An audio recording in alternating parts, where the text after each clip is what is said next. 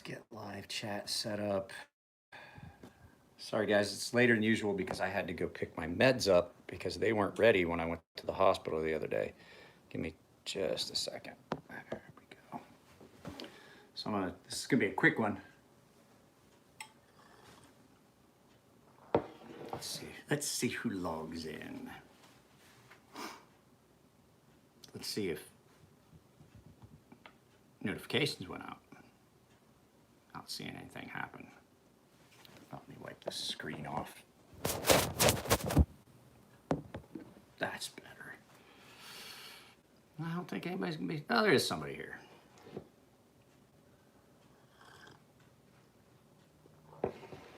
Grover, you finally caught one at the beginning instead of the end. And it looks like it's just me and you. I had to go pick up my immunosuppressors from the hospital.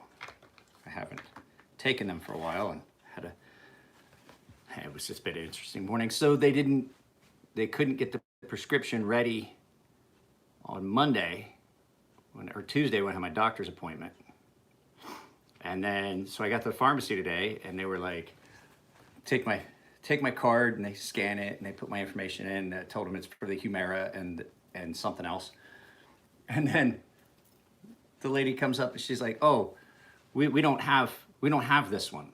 I was like, what do you mean you don't have this one? She's like, we don't have that medicine citrate free. Well, the doctor was trying to give me, this is an immunosuppressor I take every 2 weeks, and it burns. It doesn't really bother me that bad. It does burn though, a lot. But I'm used to it. And so the doctor was like, oh, we'll give you the citrate free. They have it in the catalog. We'll give you the citrate free one. That way it doesn't burn. And I was like, okay, that's cool. And so I get to the pharmacy and the lady's like, oh, we don't carry the citrate free here.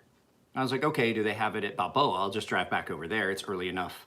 I could probably get into the pharmacy and be out before noon.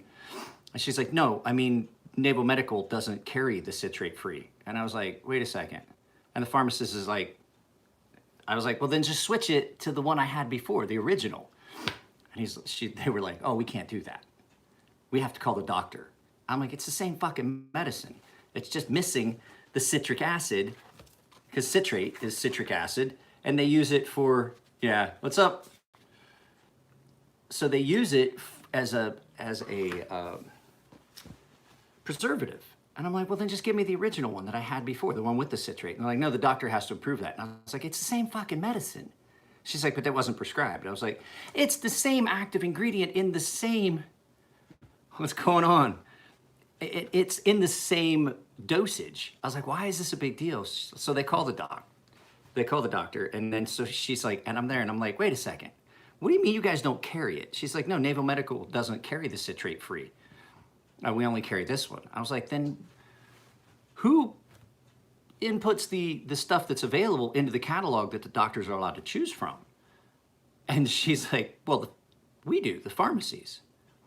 I was like, let me ask you a question. Does it fucking make sense to put something in a catalog the doctor's gonna prescribe that you don't have? And she said, well, I don't know what you mean. I was like, let me ask you a question. You ever go to Amazon and order something and it's not there? You try to find it and it's not there? And she's like, no. And I was like, you know why? Because they don't put it in a fucking catalog if they don't have it.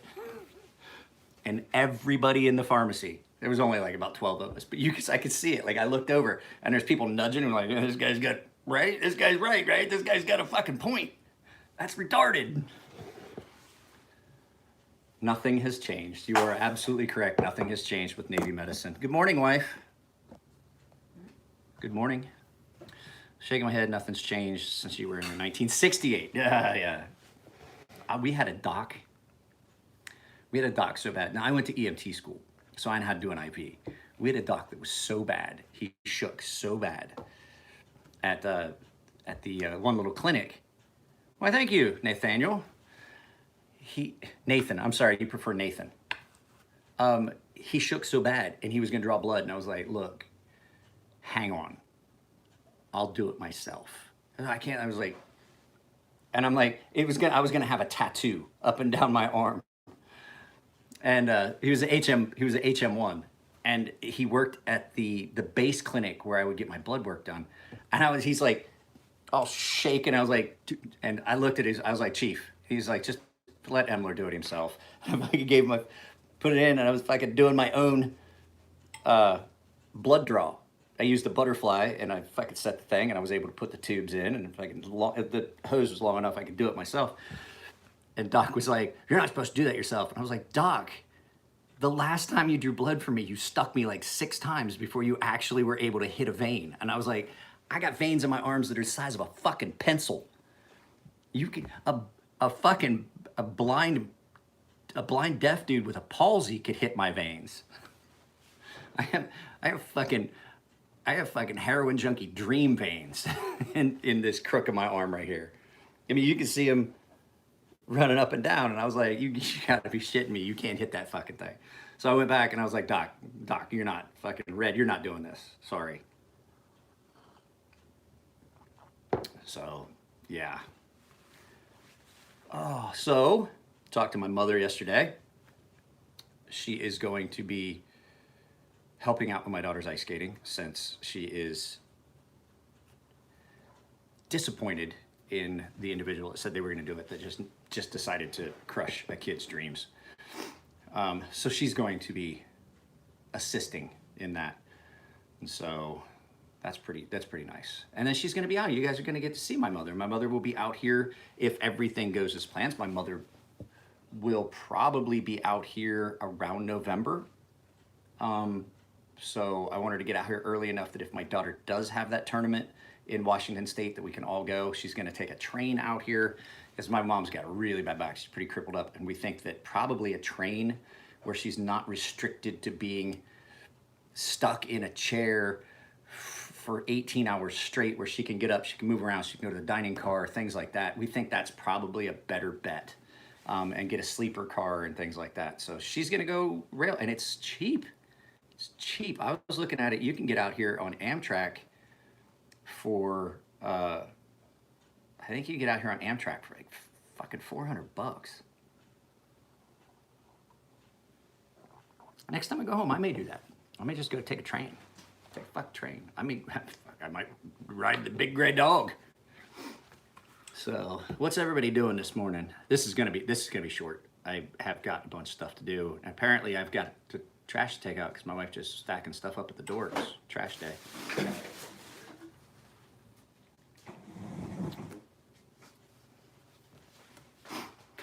So I did that Mark II video. I am gonna give you guys a heads up. I have a video that it's never seen a knife like this on my channel, because I don't like them all that much, but I have got what I consider, actually you have seen one on my channel. I sharpened one for a customer and I put it up.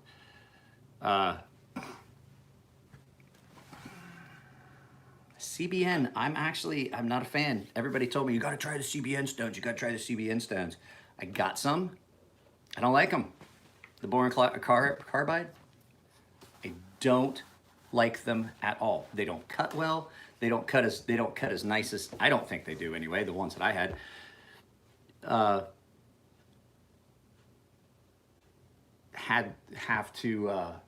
They don't cut near as well as the aluminum oxide ones. I don't like them. They just felt slippery and didn't feel like they cut. I tried using them. Brian sent me one, same guy that makes the Matrix stones for the Edge Pro. He made some in CBN, and he said he didn't like them. That's why he didn't like the way they worked. He didn't like the way they felt. And so he sent them to me to try to see if they worked on the softer. It wasn't even that. They didn't cut. Like, I tried to give them a fair shake. I dressed them to see if maybe they just needed to open up. Nah, they just didn't feel like they cut anything at all. I didn't like them. And everybody's like, oh, you got to do CBN. The diamond will, people still keep trying. Matrix, same guy that makes the diamond Matrix stones for Edge Pro made these and then decided he didn't like them and stopped making them. So he sent them to me to try. He said he didn't think that they cut as well. He didn't think that there was any benefit to something more expensive that doesn't have the, here's the thing. CBN is more expensive than the diamond. per ounce. It really is because of the way it has to be manufactured. And so it cost more.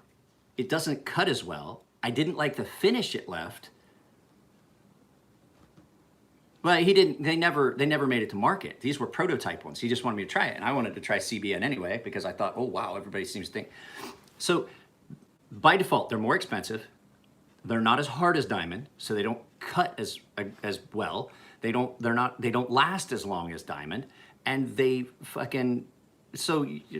nothing good. More expensive, doesn't cut as well, doesn't last as long, and has to be dressed more often. I'm not seeing an upside. I mean, if I was using, if I was grinding and I wanted to use a diamond grinding wheel, then yes, because yes, there is proven things that you can get diamond that embeds into the steel off of your grinding equipment at temperature if you're grinding.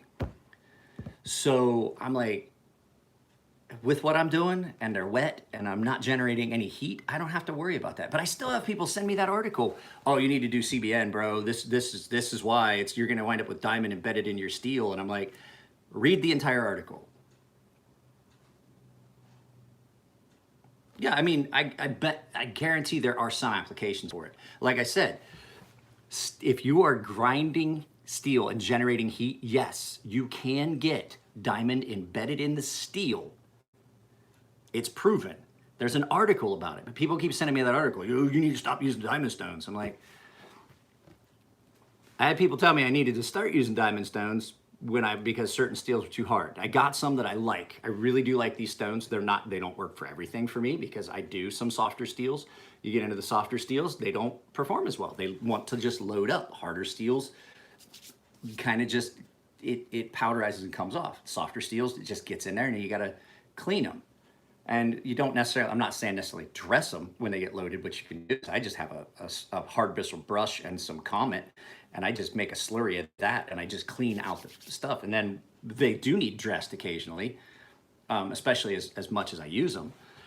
But everybody just keeps, every time somebody just keeps coming back and saying, you need this, you need this, you need this. And then CBN, the one with CBN. And I was like, the problem with it is you guys are looking at an article talking about grinding and generating heat. And then yes, you can get steel in there off of it, but not with what I'm doing. And the guy was like, yeah, but this article says, and argued back and forth. And so I was like, read the fucking article. It says machining and grinding of steel where temperature is generated, CBN is more advantageous because it will not get into the metal. It will not adhere to the metal like diamond does. And the guy's still arguing with me. I was like, you know what? I'm just not gonna continue. And I've had several people send me the same thing. And I'm like, guys, I read the article. I read a lot of articles. And if I thought it was a good fit, I would have done it. I knew that diamonds would cut some of that stuff better. I just never found ones that lasted. I'm gonna tell you right now, if I was trying to sharpen everything, the DMT plate that I bought here not too long ago is gotten to where you have to find spots where it'll cut aggressively. That's how much I sharpen. If I was trying to do all of this on DMT stones the way I do, I would never, it would never work out. Those matrix stones last so much better than the actual, oh fuck, it's raining pretty hard. May curtail some of the outside sharpening. My canopy leaks real bad now. It's got some significant Swiss cheese action going. It's basically just to block the sun. So we'll see what's going to happen today. I might move operations in here for a while. I just don't feel like I get enough light.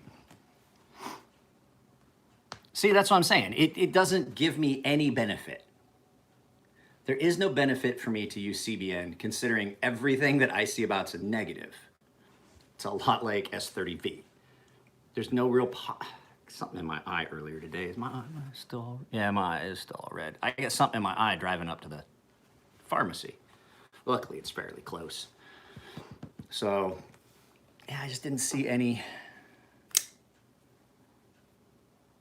Throwback Thursday, one of my favorite of the original Ferrum Forge designs, the Mako. This gets carried a lot. I'm gonna tell you right now, this does get carried a lot. This is, you can see all the snail trails and shit on it. This is one of my favorite knives, period. This gets carried a lot. It's raining fairly hard. I may need to go grab my light and pull it down. But I am going to do that video. So what I was saying is Matthew has got a ballad song that he let me borrow that is fucking amazing. It really is. I like everything about it. There's only been a couple that I really like. I had one when I was younger. I did like it. I had an old ballad song. I can't remember what model it is. They're like fucking $600 or $800 now. And I'm like, God, if I still had it, how much that knife would be worth. And I played with it and shit. It was an old ballad song like Model 42 or some shit. The really expensive, like the ones that go for like $600, $800 now. And it was a nice one. And I never really fucked it up too bad. But I kind of outgrew it and shit like that. And now Matthew shows me this this Bally that he's got, and I'm like, I really want to do a video about it. I'm going to contact the maker. I really like, because there is no play. There's no lateral play. There's nothing. That knife is not like your average Bally, but he also did pay a lot for it. The blade shape's really good. Everything about it is just really good, out of character for what I think of when I think of a Bally. And so I've got it here, and I'm not allowed to play with it because he wants to keep it mint. He has all these Bally's and he doesn't really flip them all that much. He has a trainer that he does aerials and stuff with. So he's like, please don't scratch it, don't fuck it up. He's like, I want to keep it mint in case I ever do want to sell it. And so I will get that video up. And I was going to tell you guys, I tried, if you saw that the Mark II video went up twice, I wanted to apologize for that. I put it up. There was no thumbnail. It was just a blank screen. And it came back demonetized. But when I played it, there were ads playing in the video. And I was like, screw. So like 10 people had seen that video. And I was like, screw you, YouTube. You're claiming all of my ad revenue for this period of time. And so what I did was, I was like, fuck this. I took it down. I reposted it with just my business card as the thumbnail. And I was like, I'm really fed up with that part of the YouTube thing. Because if they demonetize it, it should have no ads. But what they do is they hold the revenue from it, because they put this thing on. It's not completely demonetized. It just says may not be suitable for advertisers. And they take that ad revenue and then they keep it because there's definitely ads in it. And so I was like, no, I'm not doing this time. I'm not fighting with them for like 3 days. By the time everybody's already watched it and they've gotten all the revenue that I will ever make on that video, I was like, fuck it. I took it down. I reposted it, and I tried to do a couple live feeds, but my internet has been wonky. So it's good for a little bit and then it stops. But like, I was trying to do a video game feed and all that shit. Hey! I use ad blocker on Chrome to browse and never get ads on YouTube. You are screwing me. You are screwing me, Ashton. So I don't make that much in ad revenue, but it's frustrating. And I was like, you know what, this time, fuck it. I'll take it down. I took the trouble to take it down, repost it, give it a different thumbnail, gave it a different title. I changed the numeral 2 to a fucking standard 2. And I was like, you know what, it's ridiculous. And then, like I said, I tried to do a live stream. I was playing, what was I playing? Sniper Elite. I was playing Sniper Elite, and I kept getting the indication that there was not enough bandwidth. So, but today, Ashton, you gonna be at the shop tomorrow, sometime?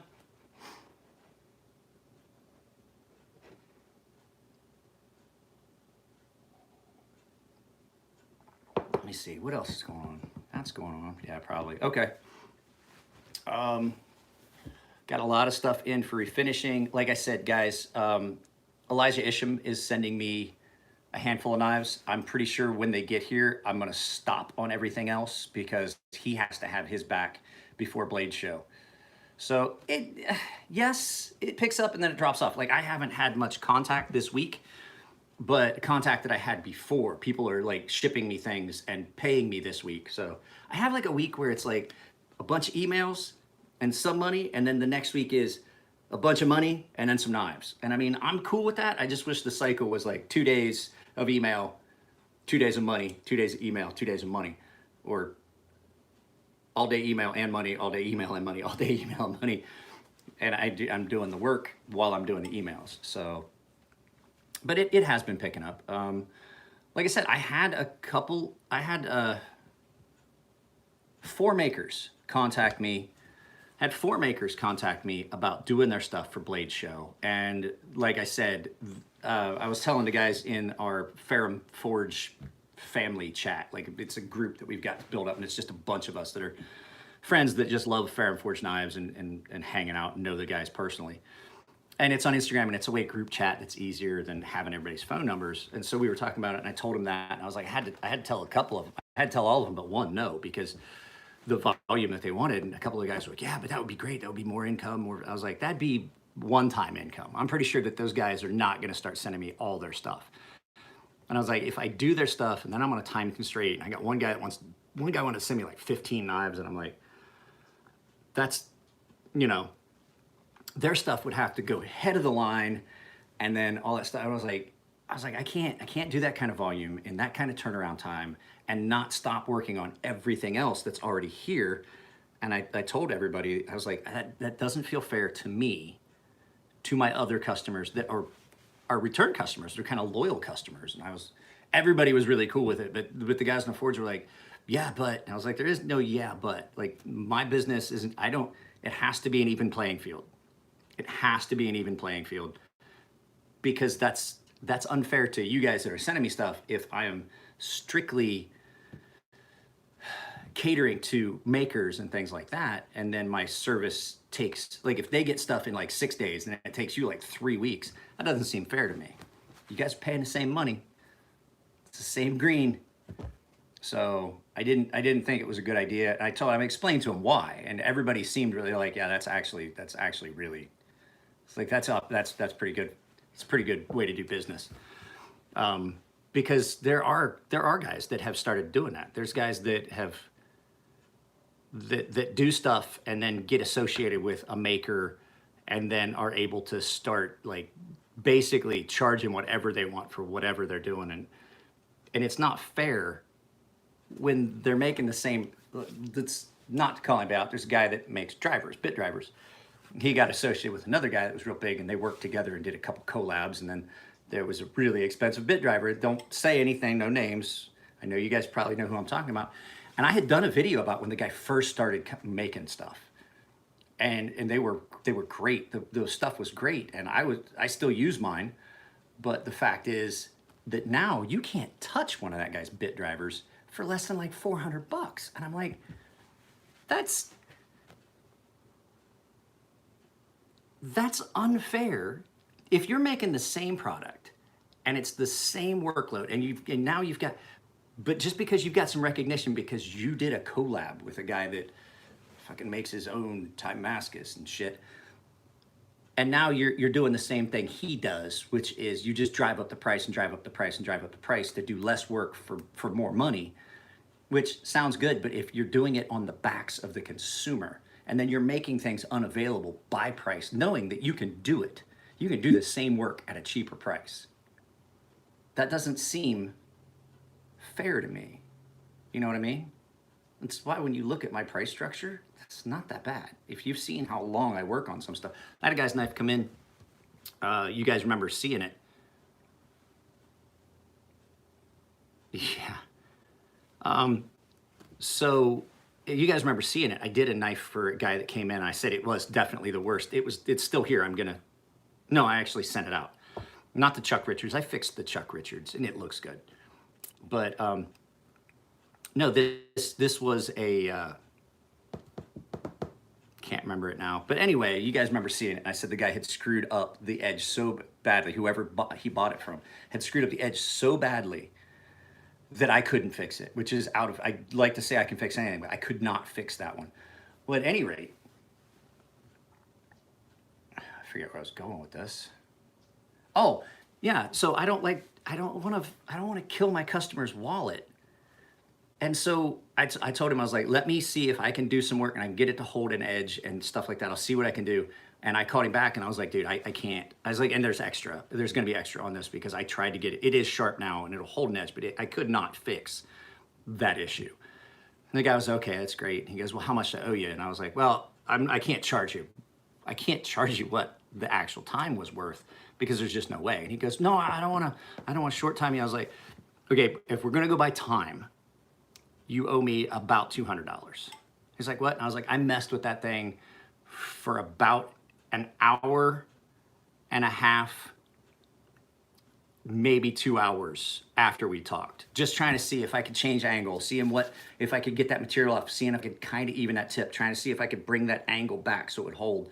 I was like, and then I would cut and it just would peel off. And then I finally got it to where it was. And I was like, it was about a total of, 2 hours more work. It'd have been two and a half, $200 more. The guy was like, holy crap. And I was like, that's why I'm only charging you another 30. I was like, I can't charge you what it truly cost because there's just no way. And so the guy was really cool about it. I sent it off to him. It is sharp. It's going to hold that edge now. I was able to get it down to where that angle is not so thin that it just, every time you touch something with it.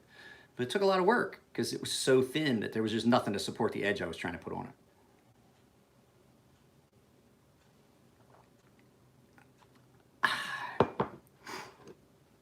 Another Throwback Thursday, my EOD mug. It's my favorite mug. Not because it's EOD. I mean, that's kind of cool, but it's blue. It's a blue mug. So, let's see, what else is going on? I ate some drops in these eyes. Yeah, I did put a lot of wear on my stones. My eye really hurts. Hit me right in the corner of the eye right there. That's what I get for driving the windows down. So yeah, guys, I'm gonna get off of here. I probably gonna be. I'll take that for you, sweetie. I will probably be. Huh? Hang on. I can't hear you. What? Yeah, I know. Careful driving, it is raining. I don't know if you guys know this out here in San Diego. They say April showers bring May flowers, but around here, April and May showers bring multi-car pileups and fatalities.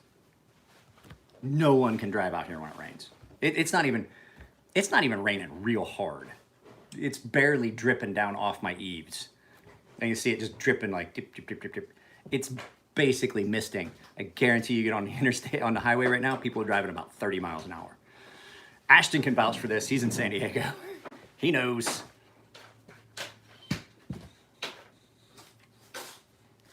So,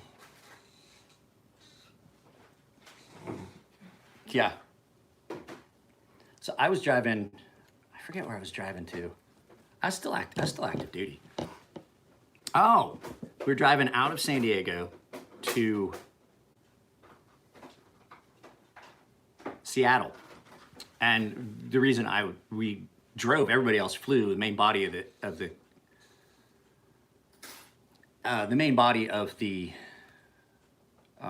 unit flew, and then we were going to meet him there because we were hauling the trucks with the ammo and the weapons up because we were doing security for Seattle Seafair. And so we drove up, and I was driving up, and it was raining about the time we hit. I want to say about the time we hit Central Valley, it started raining up near Fresno, Tulare area. So we're driving up up north, and it's raining, and I'm doing like 65. I'm in a big fucking crew cab truck with 4-wheel drive, trailer on the back, and the guy behind me was from Tennessee. He was used to driving in rain. The cops pulled us over. He goes, going a little fast for the conditions, aren't you? I was like, it's barely raining, sir. I was like, it's barely raining. And he's like, what's the hazmat logo you've got? What's your display in hazmat? I was like, it's I can't tell you. I can show you my bill of lading, but I can't show you. I have a shipping packet. Then it's a thing that shows, like, tells him exactly which letter. He's like, he's throwing a fit. He goes, well, I want to see you in there. And I was like, I can't let you in there. I can't break the seal on that. I can't break that container seal on that trailer. I'm violating everything that goes with transporting weapons, federally transporting weapons for the military. If I cut the seal on that box, on that trailer back there, I'm violating. He's like, well, I want to see you. We're gonna have to, and he's just doing a fit. And so he calls in, and his supervisor shows up with CHP. We're on the side of the road on fucking somewhere outside of Tulare on like the fucking 5 going north, outside of Fresno, California, and this guy's throwing a fit. And the guys in the trailer behind me are like, Guns, what the fuck's going on? Because I was in charge, and they're like, what the fuck's going on? What are we doing? And I was like, we're waiting. And so this guy's supervisor shows up, and he looks at him, and he looks at him, shakes his head, and he goes, who's in charge? And I was like, I am. I had all the documents. I said, the container's sealed. Both containers are sealed. I got the boxcar labels here. There are weapons and ammo in there, sir. We've already established that by looking at the shipping, the shipping labels and the bill of lading and all that. And he's like, so what's the problem? He's like, he wants to see inside. And he's like, he turns and looks at me. He goes, get in your fucking car and go back. Guys, take off. Have a good evening. It's like fucking, I think we left here at noon. So it was like, you know, by the time we got everything on the highway and we were rolling and figuring out routes where we weren't going over bridges where explosives are prohibited, I want to say it was like 8, 9 o'clock at night by the time we hit Central Valley, and this dude's fucking holding us up for like 45 minutes. The supervisor, get the fuck out of here. Guys, have a good day. I was like, great. Now we got to now we get back on the road. I don't know if you know this. You can only drive so fast when you're hauling weapons and ammunition, which is 65. That's why I just locked it on the fucking speed limit. But it was funny. It was funny. I was just looking at his supervisor, just looked at him. He's like, just go back to the fucking station house. Go back to the barracks. State Highway Patrol have barracks. At least we do in Ohio. At least they do in Ohio. I was like, that's fucking hilarious. What's up, Joshua?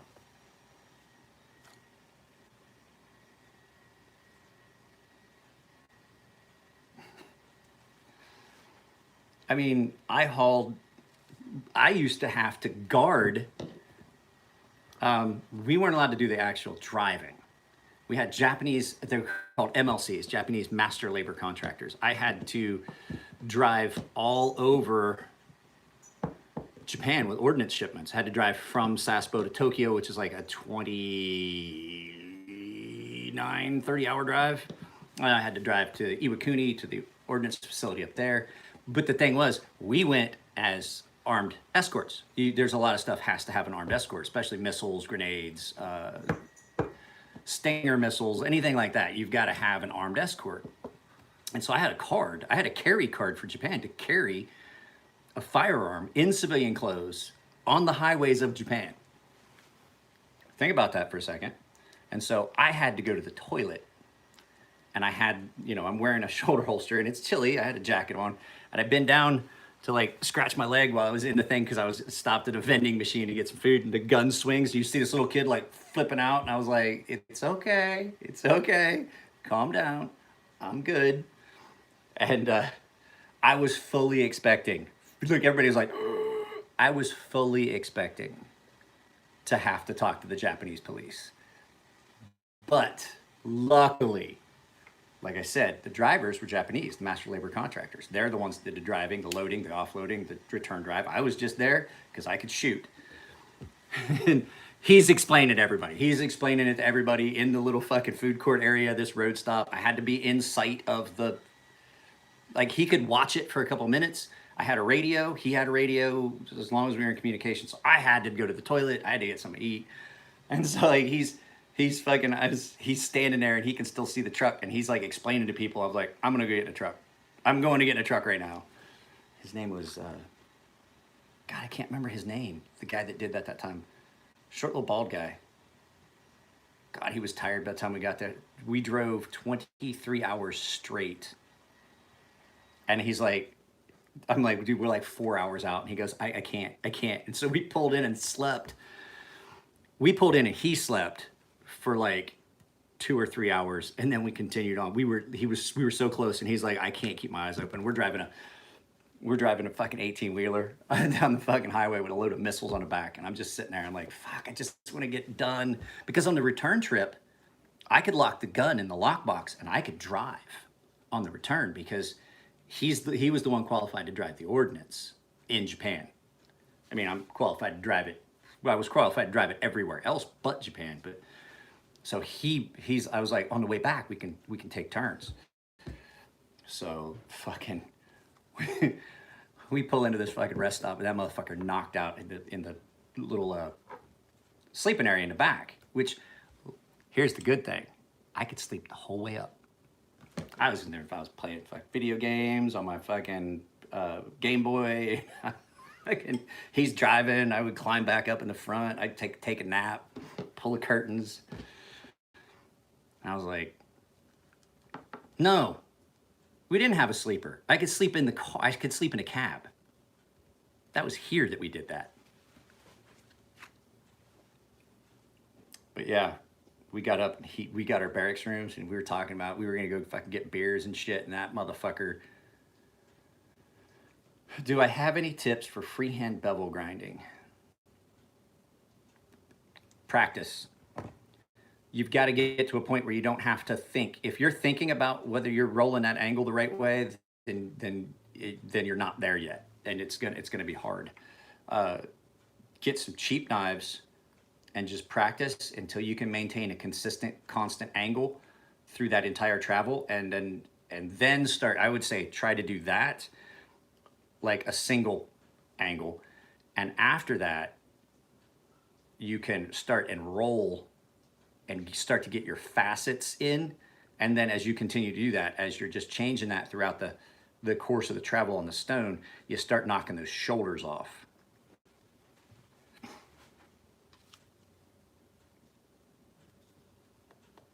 Does that make sense? I mean,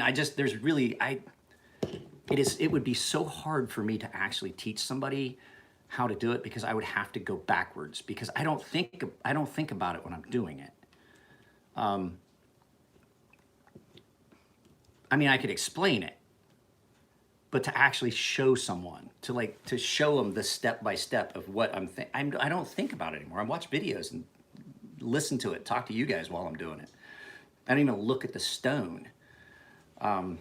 So I've just done it so many times, and at this point, I mean, like I said, guys, you can figure out the sharpening piece on your own, like how many knives. You guys know my pricing structure, but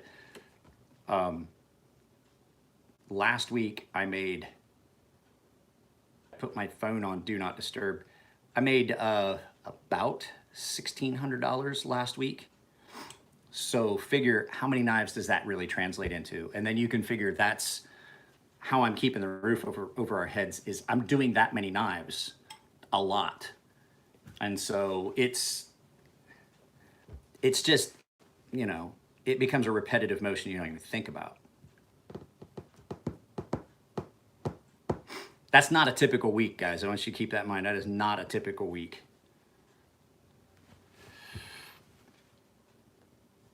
I've got it down, but beveling is a pain. I correct the grinding files of sandpaper.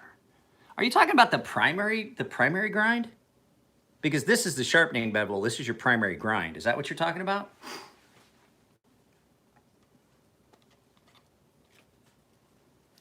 I think we're talking about two different animals. Yeah, I usually don't do anything to the primary. I leave the primary be.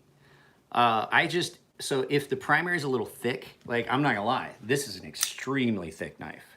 It took a very long time to get it sharp, but you can account for that primary being kind of thick by just bringing your angle back further and maintaining. Don't try to keep that thin. I mean, if you need a wider bevel because the knife is thicker, this is a pretty wide bevel for a Ferrum.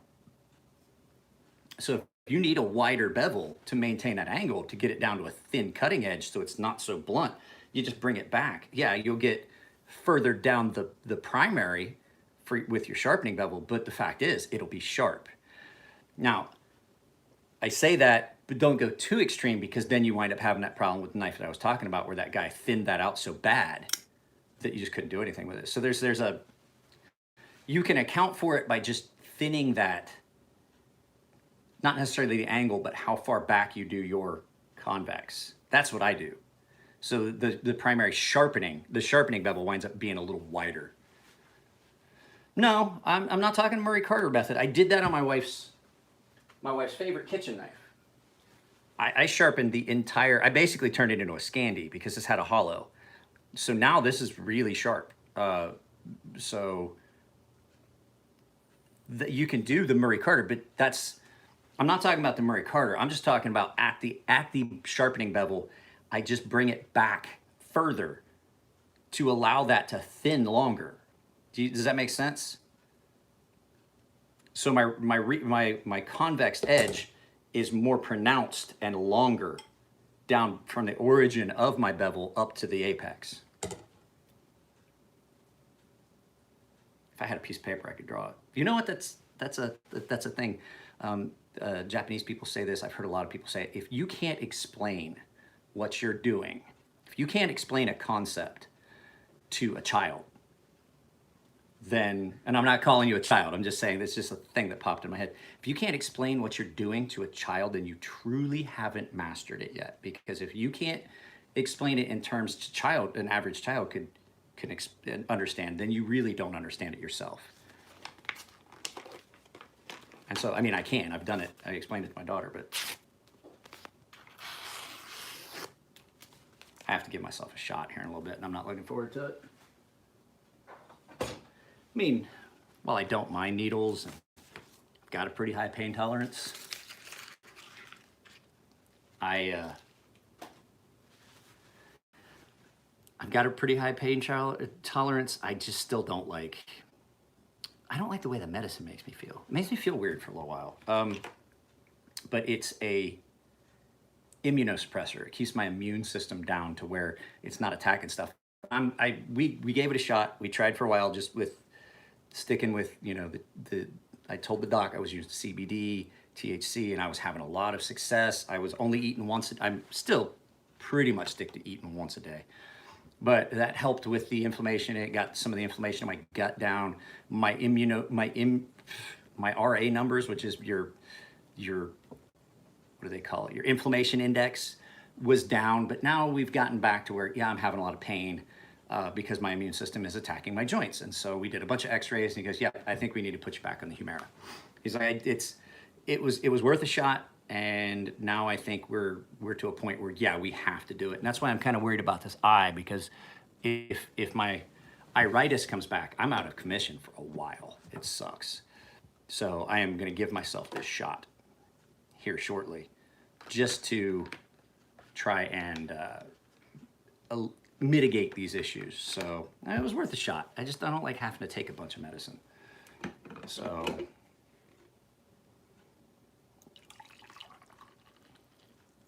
I went to the pharmacy without coffee.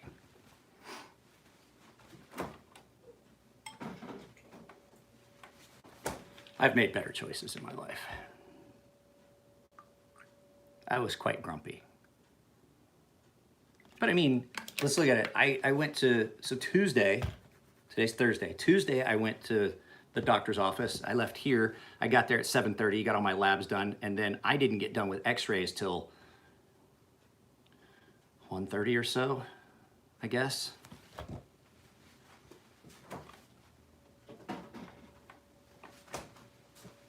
Brave man, what do you mean? What you talking about, Grover?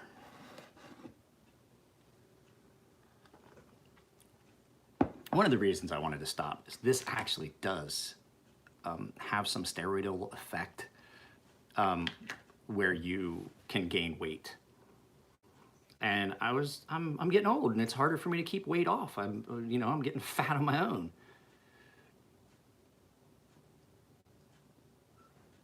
Oh, yeah. Well, I mean, and so I was there until I got back here at 9, just shortly before I started this live feed. So 9:30-ish. Fuzzy. You know what? I did not get your screen name until I remember that we always had tennis balls. Because we had dogs and stuff, and we would throw. And I remember that the ones that we bought were Dunlop brand. They don't make just tires. They make a lot of stuff out of rubber. And I remember Dunlop tennis balls. And I was like, oh, I gotcha. It was just a memory that kicked back in. I'll plug that in for you in a minute. So, wife's getting ready to go to work. She's got to be there in like 10 minutes. I'm getting ready to grab my stuff and either bring it in here and start, or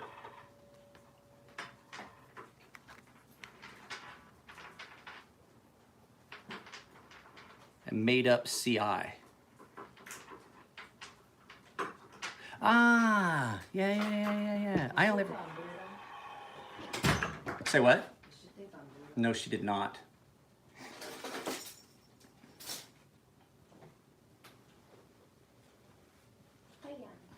Did you take a dog? Yeah. Before then? Yeah, I took the dog before it started raining. I took the dog while you were in the shower. So, hot. That coffee pot makes actually way hotter coffee than the old one did.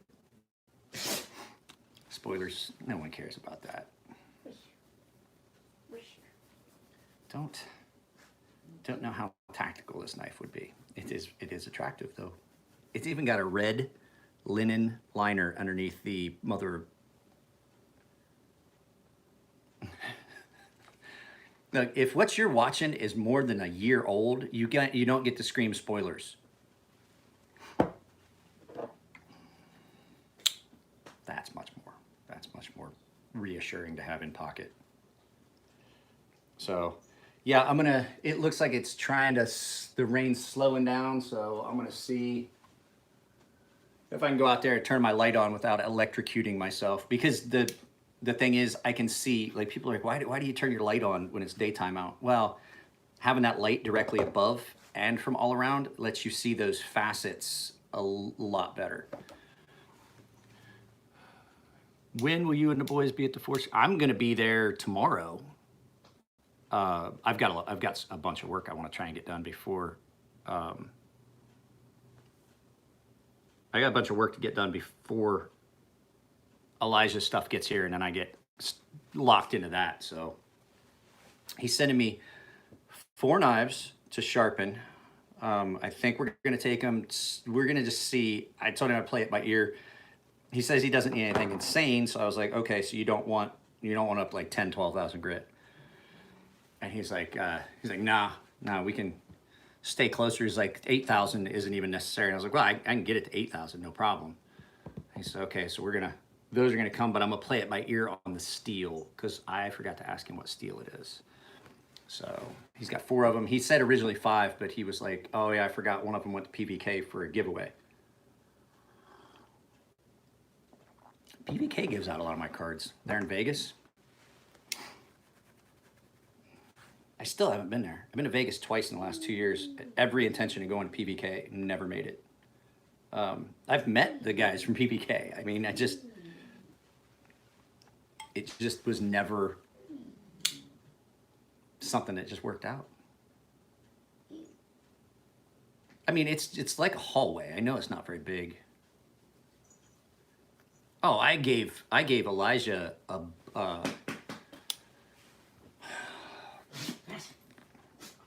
I think I gave him like 100 cards at the Portland show.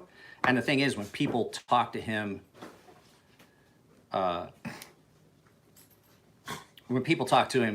the eschaton, he's like, well, how should I sharpen it? And he told me specifically if when we were in Portland, he was like, oh, I don't tell. He's like, when people, he's like, I get questions about the eschaton and sharpening all the time. I was like, yeah. And he goes, people ask me, he's like, how do I sharpen this? And he said specifically, he's like, I said, what do you tell him? He's like, don't.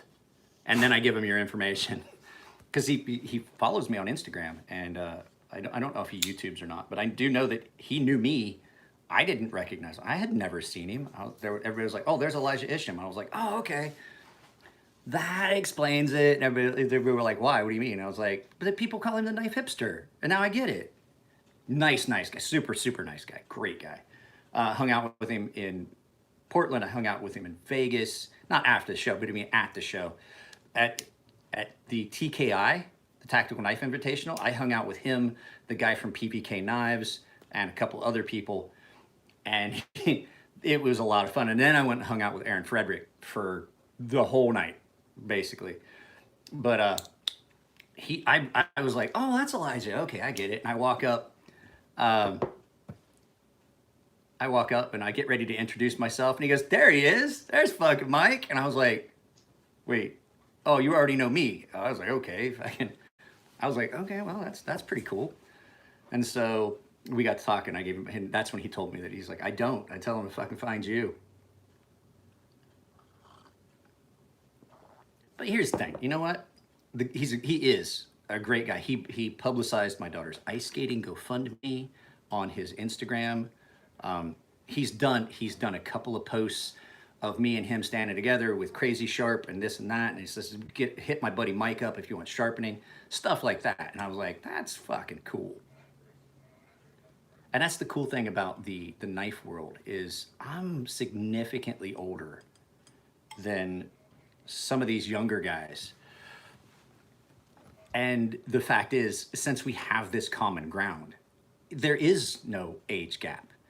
Like the things that I talked about with Elijah were the same things I talked about with Jim Skelton, who is my age. Which, by the way, if you guys did not see, if you could, oh yeah, he's a great guy. If you do like Jim Skelton, I know he's a polarizing guy, but I love Jim. He's a great guy. I've never seen anything that I would say is, some people say is prick. I don't see it. He's a lot like me. He doesn't have a filter. He doesn't censor himself. If you don't like what I'm saying, that's your problem, not mine. You ask my opinion. If I give you my opinion, you ask something and I tell you, and you don't like that answer, well, that's too fucking bad. You're the one that asked. And so Jim's kind of like that. And we're kind of alike. But like I was saying, if you I'm hoping, like everybody just give Jim some well-wishing. He hurt his back and is not 100% sure if he's going to be able to go to Atlanta. I told him, yeah, if I had the money, I would be willing to, if I had the money to go, I would be willing to just go and hold down the fort at his table if he couldn't go. But I just don't have the money to go to, I don't have the money. I don't have any place to stay. I don't have a fucking ticket to Blade. I just can't go. So I know I said we were going, but that was before we found out that things weren't what they seemed. So I'm glad we didn't buy fucking tickets. I love this little knife. There's probably going to be a video about this knife. Guys, I have a couple knives I am going to sell.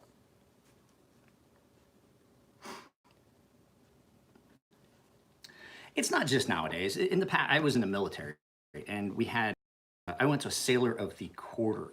I was junior sailor to quarter board. I was on my second ship, and they asked me a question, and everybody asked me a bunch of questions, and then the executive officer asked me a question. It was a female, and she looked at me and she's like, how do you feel about females in the military? And I thought that this was supposed to be an open and honest discussion. I did not realize that my opinion was supposed to be the same as hers for this to be a productive fucking thing for me. And so she looked at me and I said, well, I have no problem with females in the military. I told her, I was like, there are female gunner's mates in the Navy that do their job as well or if not better than I do. I've seen them. I've met a few. They're great. So my problem is when you put men and women in an enclosed environment for 3 to 6 weeks at a time, men and women are going to do what men and women do, that they've done for years. It's a primal drive. And then somebody gets pregnant. And then that person has to leave. And because that's not considered like that's just not considered something that somebody gets replaced for. Now you have someone that is basically for like the next 90 days, you're going to have that spot gapped, which means that somebody that's already there is going to have to fill in and do that work. And I said, That's my only issue with it. I just think that if we're gonna have women in the military, then there should be all male ships and all female ships. Oh my God, she fucking lost her fucking mind. She was like, I can't believe this. Why would we bring somebody like this to this board? Da da da da da da da. And then I got kicked out. I was told I had to leave. The executive officer told me I had to leave. And I was like, what the fuck is that all about? And I told Chief what happened. He goes, you couldn't just say, like, I don't see a problem with it. And I was like, she asked what my opinion was. I just didn't realize. That she wanted me to give her own opinion back. And because here was the whole thing. She threw a fit about it. And being me, I looked at her and I was like, ma'am, had I known that there was supposed to be canned answers that I needed to study up for on this, that I needed to know what you wanted me to say at this board, then I, by all means, would have gotten that packet and read it. And that's when the Command Master Chief just goes, oh, put his head down. I was like, get out. And so I told my chief, and apparently the word was, which is completely wrong and not correct and goes against any guidelines in the Navy. She said that I was to never go to a sailor of the quarter board again.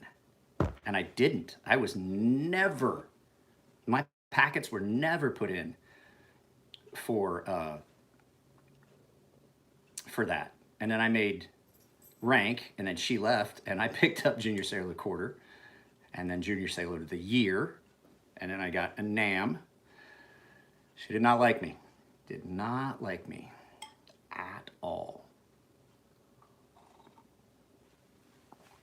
Now, we did have an XO at my ordnance, when I worked at the ordnance facility in Saskatchewan, we had a female XO, and she was awesome. She'd go out drinking and party, you'd see her out in town all the time. So me and my wife went to the ordnance facility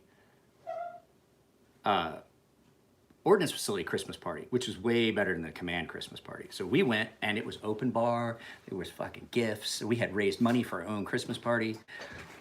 And I got, later babe, love you. I got shitty drunk. It was 2 hours, 2 hours open bar, fucking all you could eat prime rib. That party ended. The command Christmas party started 30 minutes later. Everybody that was at the ordnance Christmas party was also at the command Christmas party. Ordnance department, the entire command was all of the departments for the base. And so I was like, fuck it, we'll just hang out here. We went next door to the enlisted club that was in this big place there at the big party hall that we had, the Seaside Club. And so I go into the little all hands club, and me and my buddy Aaron drank until the Christmas party started at like 9 and then ended at midnight, which was also another open bar. And our wives were there, and we got shit. And I was sitting at a table with, they had it all weird. I was sitting with the XO, the new fucking fire chief, my wife, my buddy Aaron was there. One of the kids that worked for me was there. And then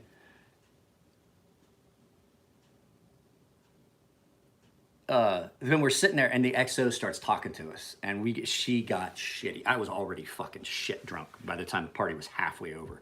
And she's like, let's all go out in town. I'm like, I'm fucking up for it. I drink till like 2 a.m. all the time. Talking to me? You followed me on Instagram before. I know you did. Or are you talking to somebody else? And so we're sitting there, and then so we're at this club out in town, and she comes up, and she's sitting there with me and my wife, and she's talking. She's like, Petty Officer Emler, what's your first name? And I'm like, this is the XO. And in my head, even though I'm shit-faced, I could go out and hang out with anybody, but I always respected rank. One of my favorite people in the world was my chief, Bruce McClintock. Never called him by his first name very often. Every once in a while, but officers always. Now, call me this. All right, roger that, sir. Don't call me sir, call me EJ. No, I'll call you sir. And so we're out, and she comes out, she's like, what's your first name? And I was like, Petty Officer. She's like, no, your real first name. I was like, GM1. And she's like, oh, and I was like, ma'am, I do not want either one of us to run into a problem with a fraternization fucking thought in anyone's head. So we can hang out and we can drink, because everybody's here. This was an open invitation for everybody. But we got to respect that. We got to respect that boundary. I was like, it's unfair to you. It's unfair to me. And it would be unfair to my wife if I got in trouble and then she is stuck. You know, all it takes is just that one thing in the military, because the perception is the reality. It looks as though it has stopped raining, so I believe I can go out there and start sharpening. So this is the first 1 hour one I've done in a few days. I said I was gonna curtail these down. But yeah, I'm gonna get some sharpening catch up stuff done. If you've got stuff at my house, I know it's been weird and hectic the last couple weeks. Medical stuff, Mother's Day. Now I've got some stuff coming in, weather.